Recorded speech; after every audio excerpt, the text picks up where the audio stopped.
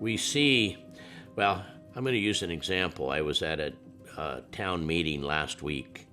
And we were just recently came out that Fred Meyer on the corner of 72nd and Portland Avenue in Tacoma, after over 40 years, is closing its doors. And so the community's really upset about it, how big, greedy corporate America is creating these food deserts and, standing back and watching people starve and hardship. And we went to this town meeting, and it was enlightening to me. We had probably 10 people on the panel, county council member, 2 or 3 Tacoma City Council members, union officials, trying to talk to these people that were really upset about what was going on, and they had no real idea solutions other than everybody deserves to eat, and everybody deserves a roof over their head, and everybody deserves all these things. And again, big bad corporate America is just stealing that from them. And the only solutions that were offered is, I think the state senator suggested that we talk to the attorney general about getting a court injunction requiring Fred Meyer to keep their doors open at least for 6 months.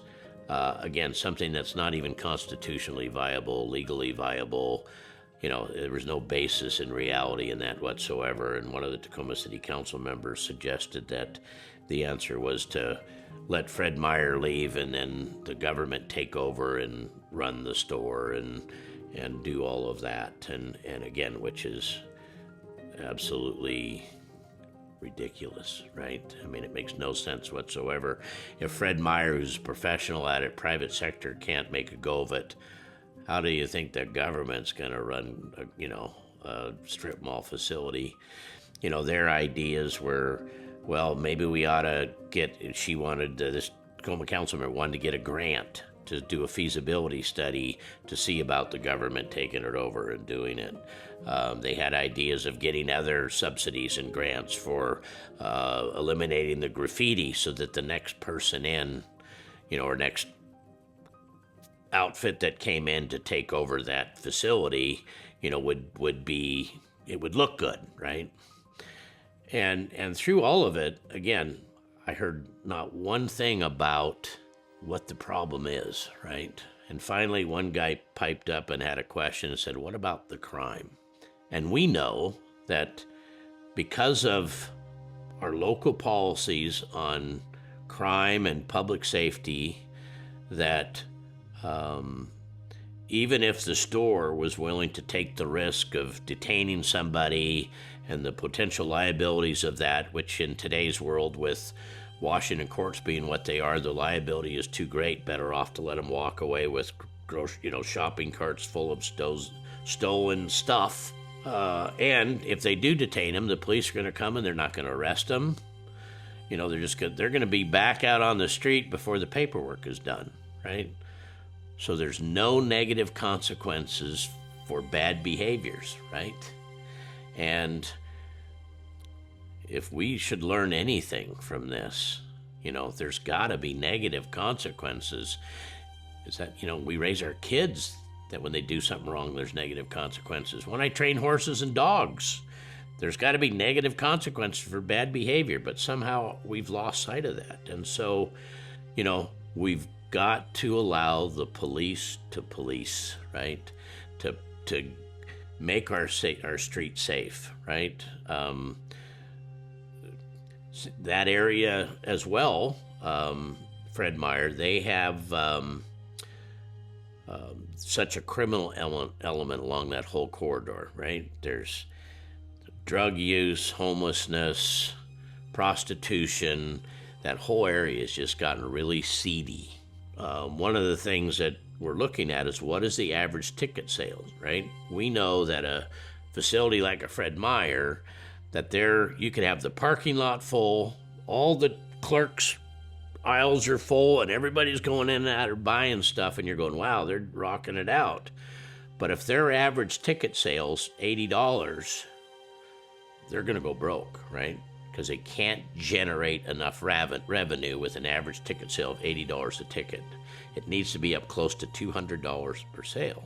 And because of the crime, because of the seedy element, that just didn't happen. And Fred Meyer is obviously, or Kroger, who owns Fred Meyer, is going to walk away from millions and millions and millions of dollars, take some severe losses just to close the doors and walk away because they don't see this turning around.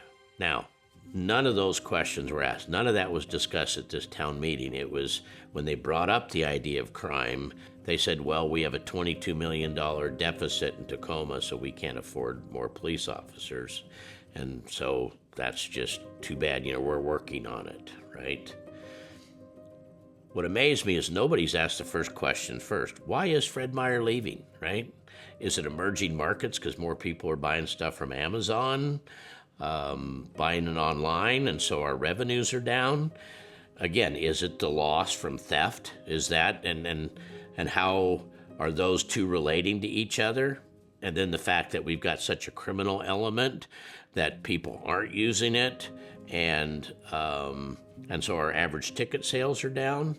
Or is it the fact that Washington State has such burdensome policies for business that in itself makes it difficult? Now, the reality is, the likelihood now, because we've waited too long to have discussions with Fred Meyer about fixing these things so they would stay, is probably that ship has sailed, right?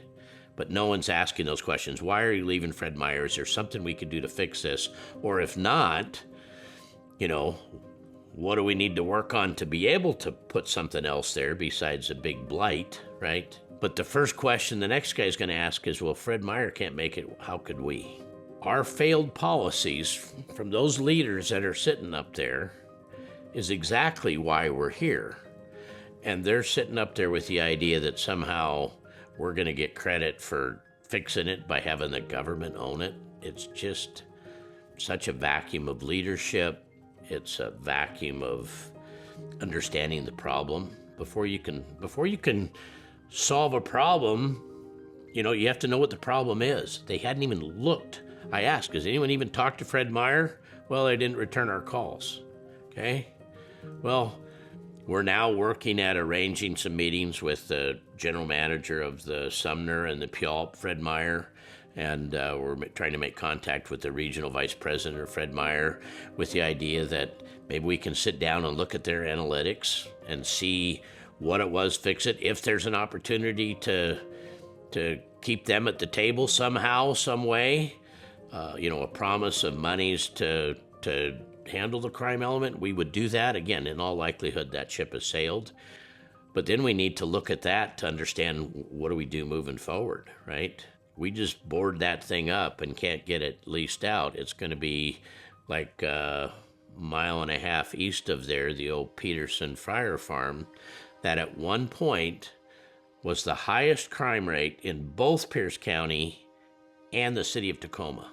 That one location on the corner of Waller and 72nd Street was the highest location or highest crime incidents for both jurisdictions, right? I mean, that's what happens. And so, again, we need good leadership to fix that, right?